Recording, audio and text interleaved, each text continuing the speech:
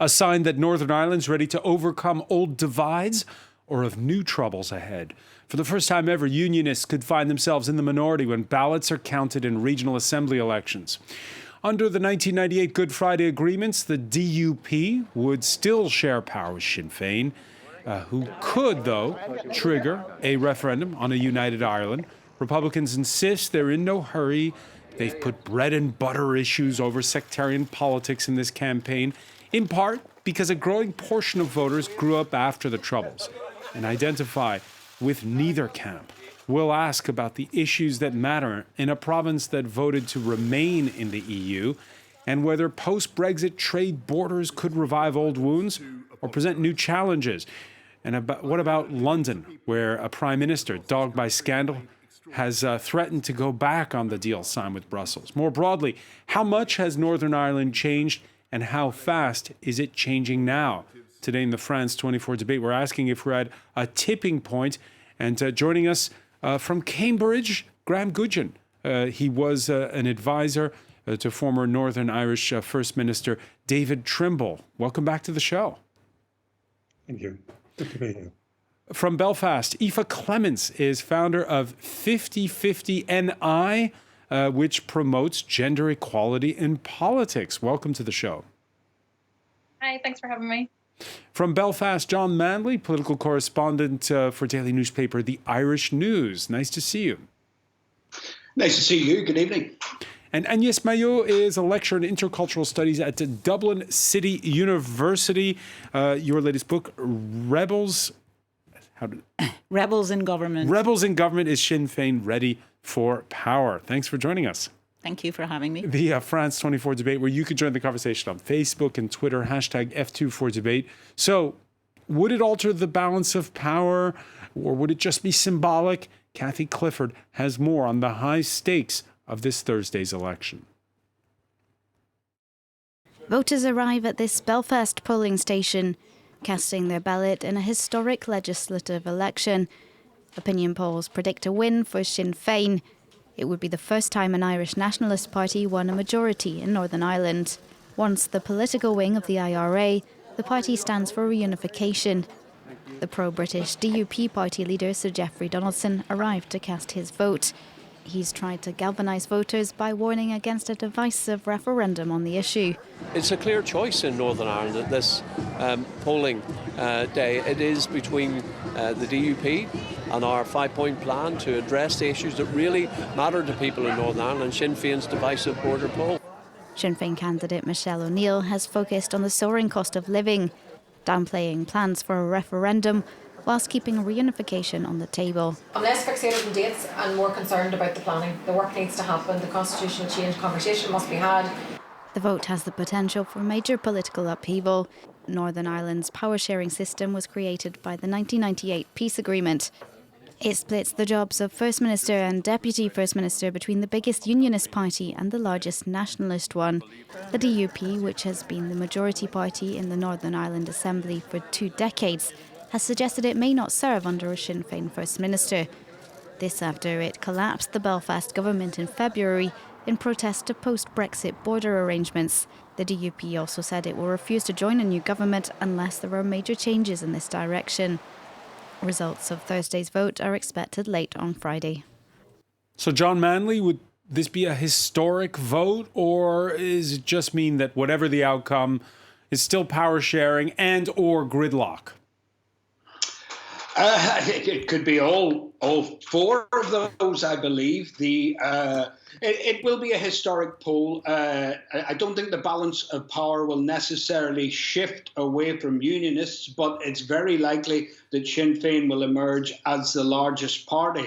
That doesn't mean necessarily there's a nationalist majority in the Assembly, which is potentially could trigger a border poll. So we will wait and see in that regard, but certainly it would suggest that unionism's influence is waning. The Unionist influence is waning. Graham Gudgeon, you agree? In one sense, but this is largely symbolic. I think it's partly symbolic because the positions of First and Deputy First Minister are actually equal.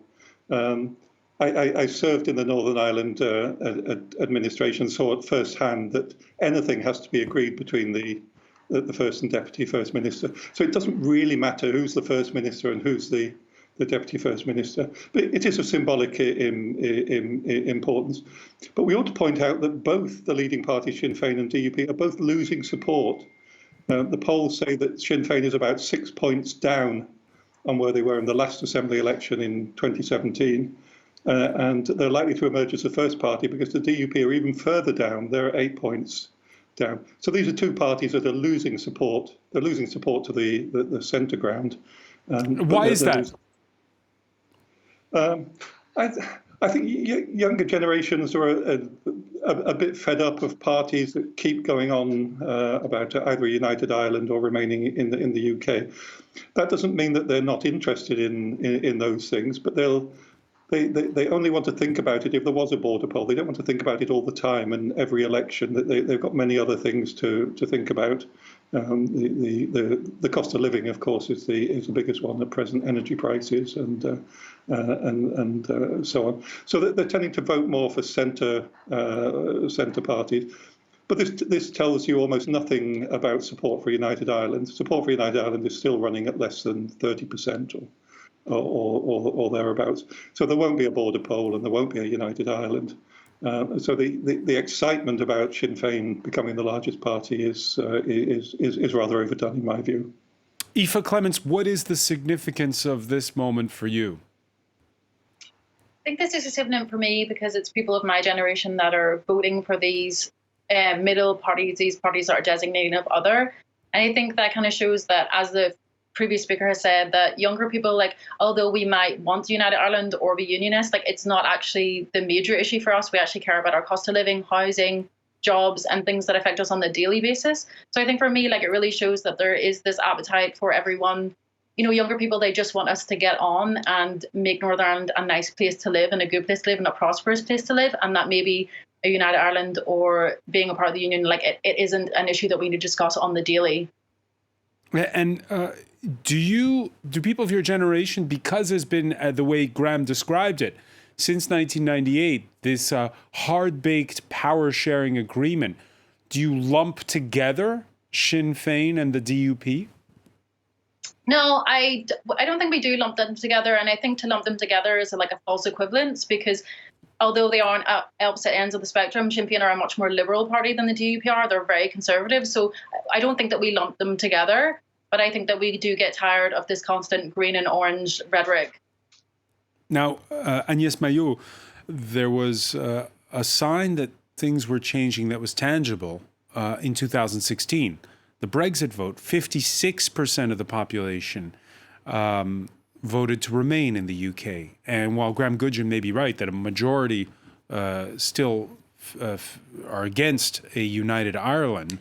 You mean 2016, the Brexit referendum? The Brexit referendum. They voted to remain in the EU. To remain in the EU, excuse me. Yeah. To remain in the EU. What did that 56% figure tell you at the time? That most people in Northern Ireland were content being in the EU, and that Brexit has been a conundrum ever since, that perhaps it wasn't really a major issue in the run-up to the referendum, and the complexity of the situation of Northern Ireland was not really discussed prior to the referendum, and therefore, ever since 2016, there has been no accommodation that satisfies everyone as to what to do with the border between the two Irelands and where to actually situate that border. So basically, right now... How much of a divide is there today on that one issue? Well, there's those who are trying to renegotiate the protocol, and the DUP has made this one of its main campaign issues.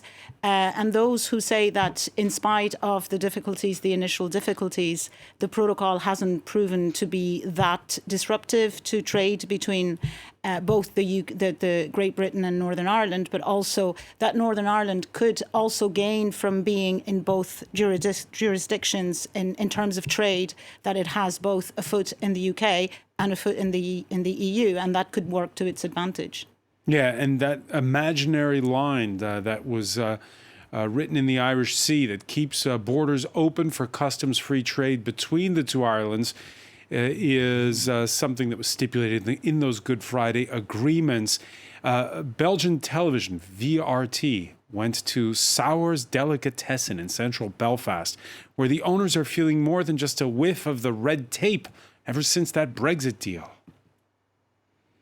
Normally we'd have a way bigger range of French cheeses, but now they're quite limited into what we can get. And there's a lot of paperwork, there's a lot of just all admin to do on top of it, which was never in place before. You could just call a company up, place your order, and it was here within a couple of days. Now it's taken really long. John Manley, are you suffering a shortage of French cheese, first of all? No, not at all. There are perhaps some specialist cheeses, and that would be the fault of Brexit, of course. There is a tendency to exaggerate the impact of the protocol. I questioned the DUP leader, Jeffrey Donaldson, about last week at his party's manifesto launch, because he's pulling figures from the air, it seems, suggesting that the protocol is impacting on the cost of living.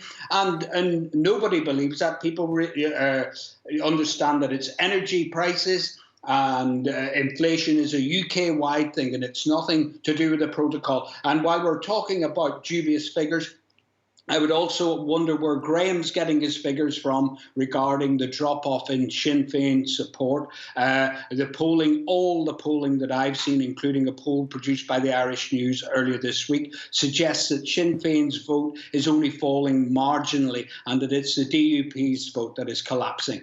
Graham Goodgen? I'm just quoting an average of recent polls against the 2017 result, and Sinn Féin is well down on that. On the protocol, I agree with John that this isn't a huge economic issue. It is an economic issue, and there are price rises, but it is mainly a constitutional issue. It's rather as if the European Commission set up a customs border between mainland France and Corsica, for instance. This is a customs border between two parts of the United Kingdom, and the Unionist population of Northern Ireland just won't accept this. And their position now is, look, you can either have the Good Friday Agreement with its assembly and other institutions, or you can have the protocol, but you're not getting both. So the protocol has led to the demise or the wrecking of the Good Friday Agreement. It was in my view, and in the view of most Unionists, it was a very bad agreement. It was the Commission exploiting the weakness of the British government at a very difficult time. But what would have been the alternative? Well, there are lots of alternatives. The most obvious one is what's called mutual enforcement, whereby both governments, the UK government and the Irish government, would make it illegal to export into the other's territory without observing all of the regulations. So anybody who exported anything from GB via Northern Ireland or from Northern Ireland itself into the Republic would have to observe all the regulations of the European Union. And if they didn't and they were found out, that would be a criminal offence. That would do the job. It would protect the EU single market. There wouldn't have to be a land border on the island of Ireland, and there wouldn't have to be a border in the Irish Sea. Everyone would be happy. It's just the EU just won't even discuss this sort of solution, and instead it came up with an idea which nationalists in Ireland are very happy about, but Unionists are very unhappy. So it's a very divisive set of ideas that they've come up with. So let me bring in Aoife Clements on this. You said that people of your generation are for a middle ground that goes beyond these old sectarian divides. On this issue, is there a middle ground? I think on this issue there is very clearly not a middle ground, but a support for the protocol. In several polls, including one by Queen's University, over 50% of those who were polled said that they thought the protocol was a good thing for Northern Ireland and that it was necessary. And I think that the DUP leader is exploiting the protocol to scare his voters. I think that he's telling them that their identity is under threat, and he's using this to scare people into voting for them because he knows that his support is falling. Well, this is an important point because Northern Ireland's Assembly is due to ratify an extension of that protocol in 2024. The DUP leader has already threatened to boycott a power-sharing government if the protocol is maintained. Earlier this year, Jeffrey Donaldson's party already quit the Assembly at Stormont over the issue. We withdrew the First Minister in protest at the failure of the government, the UK government, to take the necessary action to remove the Irish Sea border. And we want to see the government now taking decisive action. We want to hear from the Prime Minister. What is he going to do to remove the barriers to trade between Great Britain and Northern Ireland? We're not prepared to be second-class citizens in our own country. Aoife Clements, what we have ahead of us is just more gridlock. I mean, it seems like it. Jeffrey has definitely alluded to the fact that he isn't going to come back into a government unless he gets what he wants on the protocol, which I will reiterate is not fair because most of the population of Northern Ireland are happy with the protocol. So it seems like he's, unless he gets his way, he's not going to come back into government. And is that a constitutional crisis, or does that call into question the Good Friday agreements? I mean, it could be a constitutional crisis, although it seems like Boris Johnson is willing to negotiate further with the EU and try and resolve these issues. But we'll need to see how far he wants to go to please the DUP and avoid a constitutional crisis. But it could well be. I mean, there was lots of civil unrest the last time the executive collapsed, and that actually led to the death of a journalist. So we don't want to see that again. Agnès Maillot, it was the fear that was put forth right after the Brexit referendum that, this is going to lead to a rekindling of the Troubles. Is that a legitimate fear? I don't think so. I don't think so because the conditions that were in existence in the late 1960s, early 1970s are not there anymore. There is no longer such a divided society. Northern Ireland has moved on ever since 1998. But also... we saw, Aoife alluded to it, those protests that turned violent a couple of years back. Yeah, like in 2021, there was a protracted period of time with protests. And this wasn't the first time since the signing of the Good Friday Agreement. But it's not comparable to what happened in the late 60s. So we have now a society in Northern Ireland where you can see that this middle ground is progressing, that the census that should be published in over the next few months will show that the demographics of Northern Ireland have changed substantially, and that this return to binary politics is no longer possible. And this is a very new landscape that the political parties on the nationalist and the unionist side need to navigate. And I'm not sure that DUP is navigating this in a very constructive way. And it's certainly not enhancing its own image and its support. And if you look at how Sinn Fein is navigating this, they've toned down their demand for a united Ireland in this campaign. Now, nobody is fooled. If you vote for Sinn Fein, you vote for reunification. But they're also aware that there is a sizable fraction of the electorate that doesn't anymore identify with either nationalism or unionism. Yeah, and when you say changing demographics, what do you mean? That what is expected from the census results is that we will have a balance between the population that claims a Catholic or nationalist identity and a balance about 40-40 on each side, and then the rest, which is really...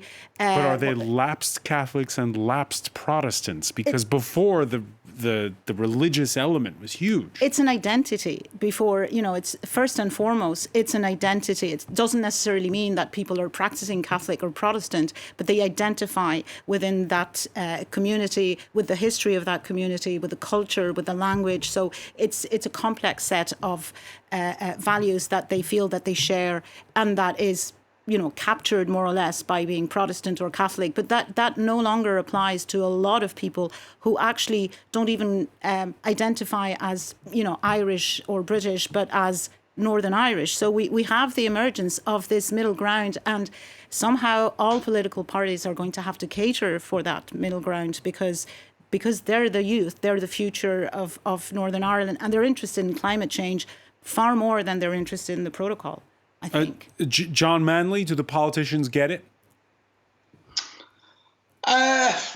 Well, sometimes commentators tend to exaggerate the size and the influence of the middle ground.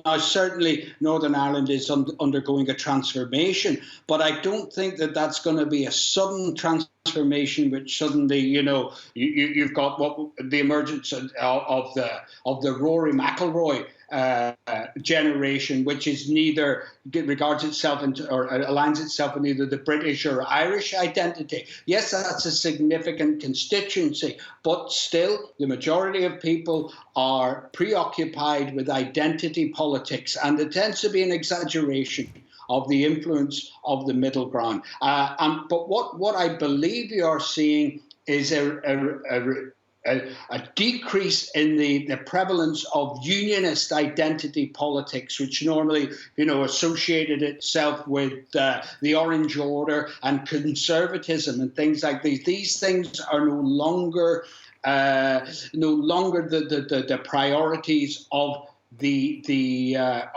electorate, but the unionist politicians. Now, Doug Beattie, who's the leader of the smaller Ulster Unionist Party, he gets it. He realises that these things are no longer important to people, but it's taking, the DUP is like a supertanker that takes a long time to turn around or to change course, and that's where it finds itself at the moment.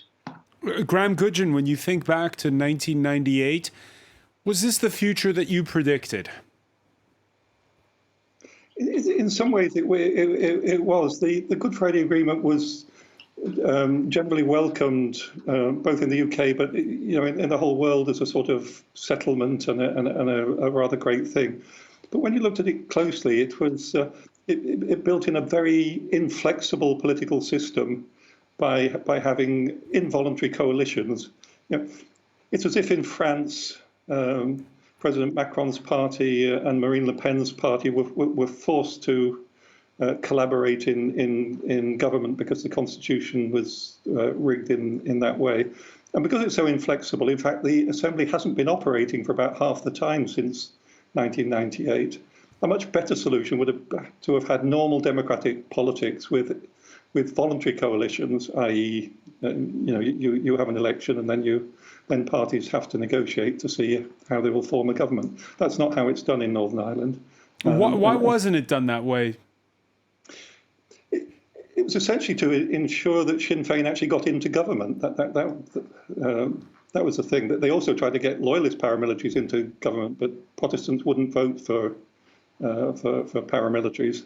The nationalist population would, and voted Sinn Fein in. It was all about stopping violence. The position in 1998 was that the IRA would continue shooting, bombing, and maiming people, unless it got a settlement to its satisfaction. And that settlement included a settlement that even if it got as little as 15% of the vote, it would be part of the government. And that's been the case. But because, as I say, because it's been so inflexible, there actually hasn't been a government for at least half the time, and there isn't today. And this will go on until the Good Friday Agreement is actually reformed. It wasn't a very good agreement, really, and it has now to be reformed. But it's a very, very difficult thing to reform, so it'll be a long time before it is. You agree it wasn't a very good agreement, Aoife Clements? I don't completely agree that it wasn't a very good agreement. It brought peace, so I don't remember any violence, so I guess it did something right. But I guess now that we're seeing Alliance and those other Sunday parties really growing, it's kind of showing that this designation, other unionist, nationalist system and the mandatory coalition, it's not really fit for this sort of outcome where we have, middle ground parties coming up and being really popular. So I guess it wasn't built to deal with that. It was built for this binary, and there probably does need to be some changes in that. But I don't think it's fair to say that it wasn't a very good agreement, because I'm sure the people of the Northern Ireland that enjoy peace thought it was a good agreement. And just to answer John Manley, you of the Rory McIlroy generation, the nod to the Northern Ireland's most famous golfer, do you agree that perhaps the centre ground's influence is a little oversold? Yeah, that's what I'm saying. No, Let me bring in Aoife on this first. Sorry. Oh, sorry. Yeah, no, I agree. I think it is in a sense, because actually I think it's unfair and false to say that like it's all young people that are voting for these middle grounds, because I actually think the swing to the middle is coming from unionists. You know, a young unionist who maybe are, you know, they enjoy the union or maybe they don't identify as British. They're sick of the conservatism of unionism, and I think that's where most of those votes are coming from. I don't think it's fair to say that like all young people are voting for the middle ground. I don't think that's true, but there definitely is a want for a more progressive Northern Ireland, and I think that's where that's coming from.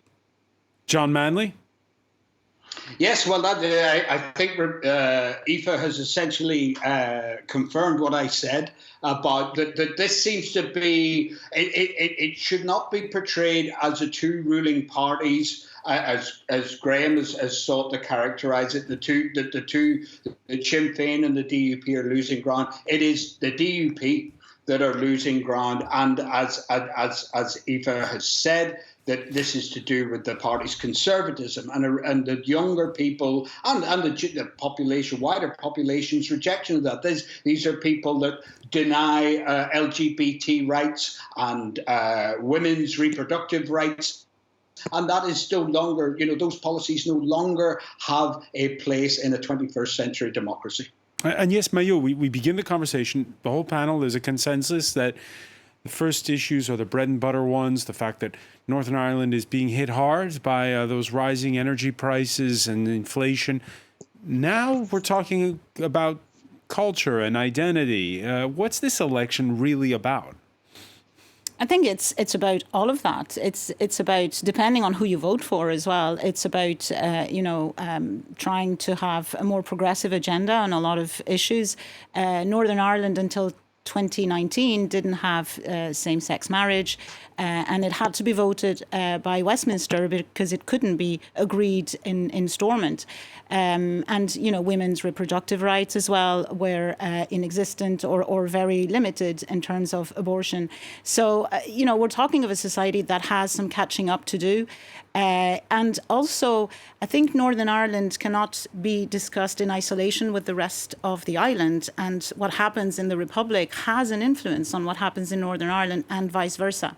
And the fact that the Republic has moved on from a very conservative agenda to quite a liberal one in terms of social issues has had a major influence in Northern Ireland and in people's worldviews as well. So I think it is about that. It is about rising prices that are, that are felt not just in Northern Ireland and all of the UK, but in the whole of Europe, particularly since the war in Ukraine. So it's about bread and butter. It's about recovery after COVID. It's about improving the health services. It's about, access to housing, affordable houses. So all these issues are coming to the fore, perhaps more than they were in previous elections. Yeah, you mentioned how things have changed south of the border. Up until 1998, the Catholic Church there had huge sway. And so earlier I quipped about whether there are lapsed Catholics or not in Northern Ireland on the Republican side, because this is a change that's been undergoing as well in the Republic. Oh, absolutely, and it has gone. From being quite a conservative society up until the mid-1990s to kind of, looking at its past and at the role that the Catholic Church had played in a lot of areas of public life and revisiting its past, which has been an incredibly painful process for society as at large. So obviously this has to have an influence on what happens in the north. And to go back to the political parties that are now fighting for these elections, there's one party that is on both sides of the border, and that party, Sinn Fein, is, from my information, is that it's kind of, it's the opinion polls indicate that it's not losing support. It's at 26%, 26, 27. But it's also the first political party in the Republic, and it's the main opposition party. And, this cannot be ignored. This party that 20 years ago was almost insignificant in the Republic, is now the first political party amongst the middle classes, which is actually also quite interesting. So, and is it because of its economic policies or because of, again, these issues of culture, social policies, identity politics? No, it's mainly because of its economic and social policies. It's because it has been seen as more progressive than some of its counterparts, particularly in Northern Ireland, on issues such as, ethnic minorities. It's the only party, to my knowledge, that has a specific line on the refugees and ethnic minorities that really, has tried to address that. Whether they do it or not is a different thing. So, we still have, like legislation or policies in Northern Ireland that are pretty outdated, like conversion therapy. So, all of these issues are no longer appealing to a lot of this electorate. They may be young or they may be more moderate than the political parties that traditionally represented them think they are. And you can see in opinion polls that, the DUP is actually out of sync with a lot of the Unionist voters on those issues. Yeah, Graham Gudgeon, there are parties to the left and to the right of the DUP on the Unionist side that are trying to make inroads in this election. Your thoughts on why the party seems, well, to the rest of the panel, a little out of sync or has not moved enough with the times?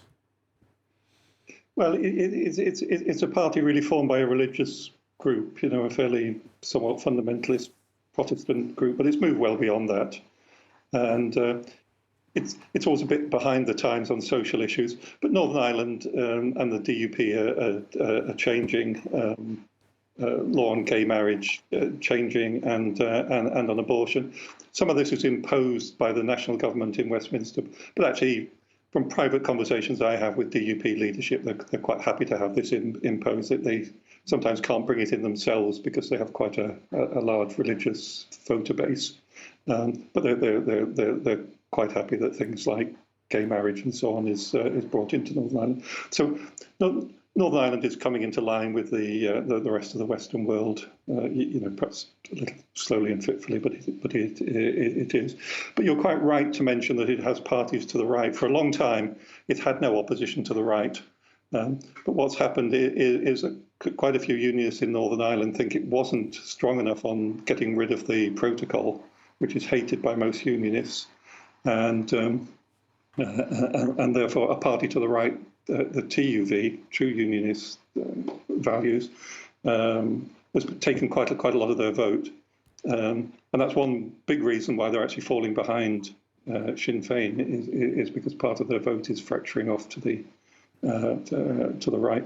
But that only means that the opposition among the Unionist community to the protocol is very strong and is reflected in every Unionist party, and there will be a reform to the protocol. There is legislation in Downing Street now to transfer power away from the protocol and into the hands of British ministers so that they can overrule it.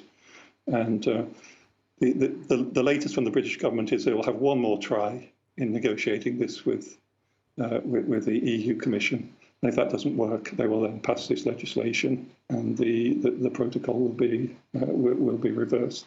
And as I was saying earlier, I think there are solutions which would be keep everybody happy, both nationalists and unionists in Northern Ireland, and indeed serve the purposes of the EU Commission. Right, and that's another brewing battle, this one between London and Brussels.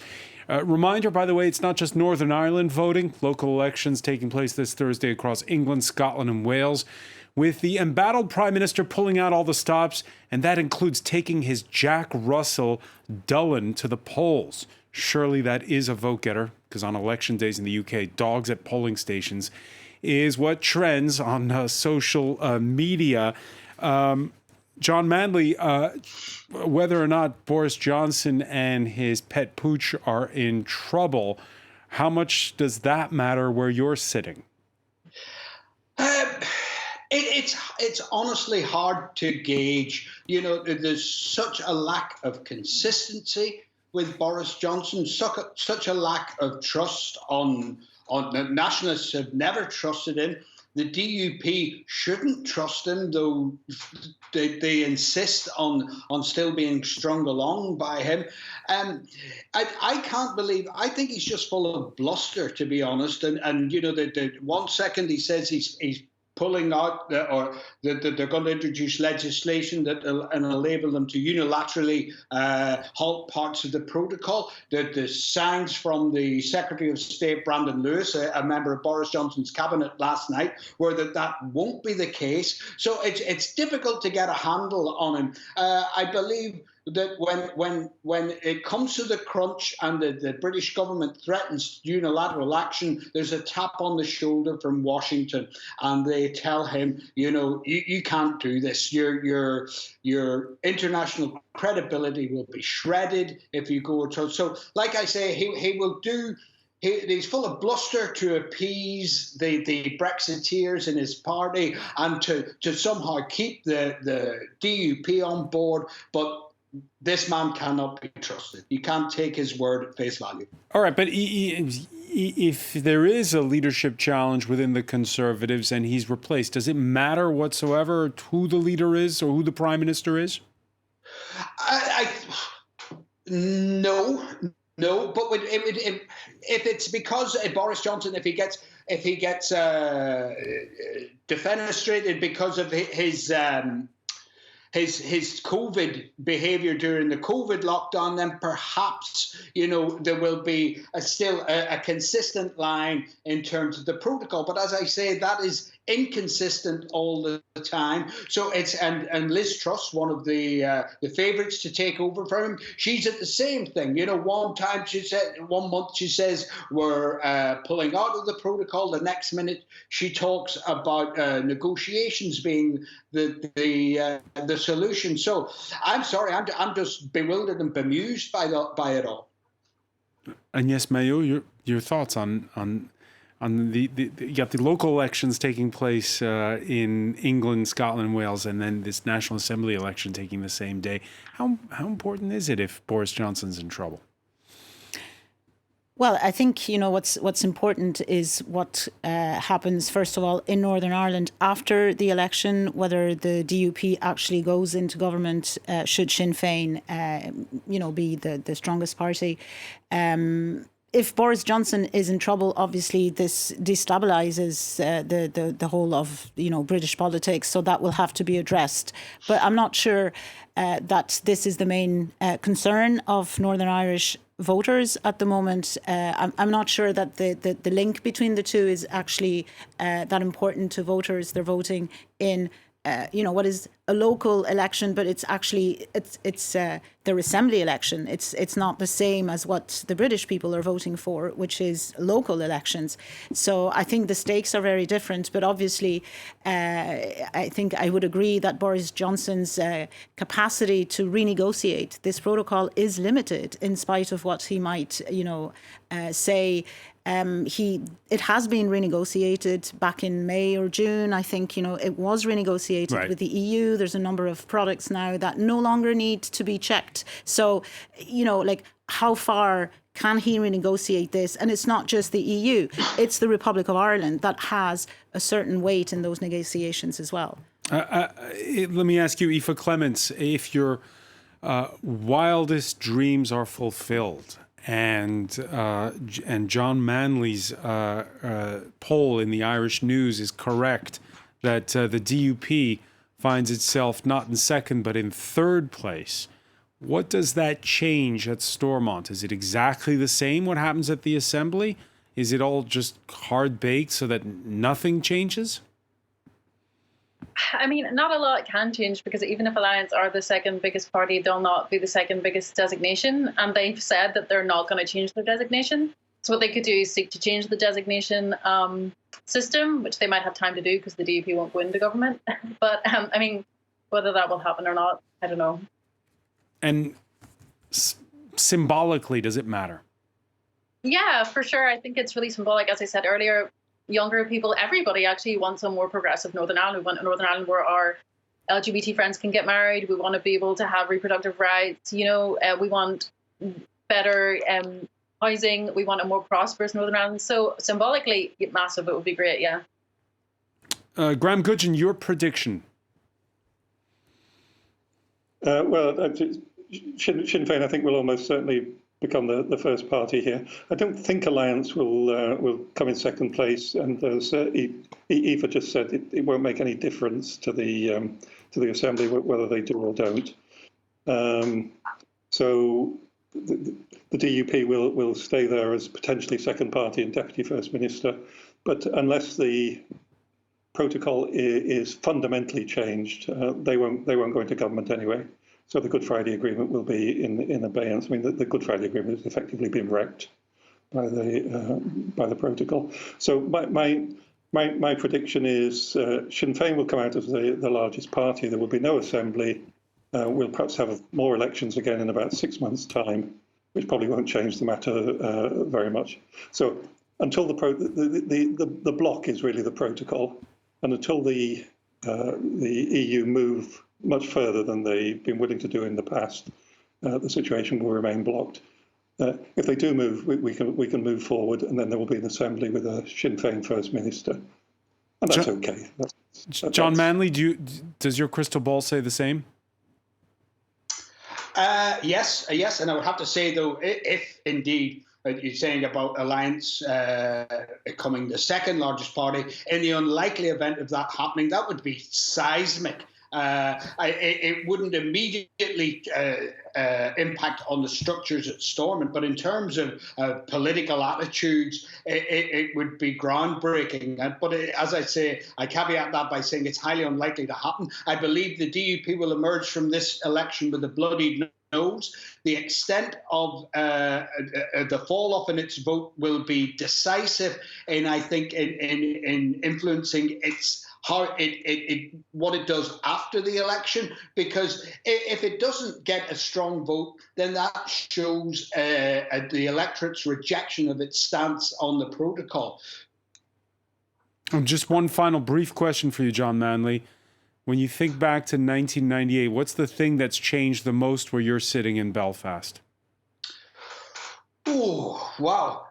Well, we almost have normal politics, but, they unfortunately are overshadowed by identity politics. And I just have to make this point that when we talk about the bread and butter issues, sadly, they are not to the fore in this election, because there's actually a very strong consensus within the DUP, Sinn Féin, Ulster Unionists, SDLP Alliance on how you deal with these things, but yet we always get embroiled in culture wars which distract us from the task in hand.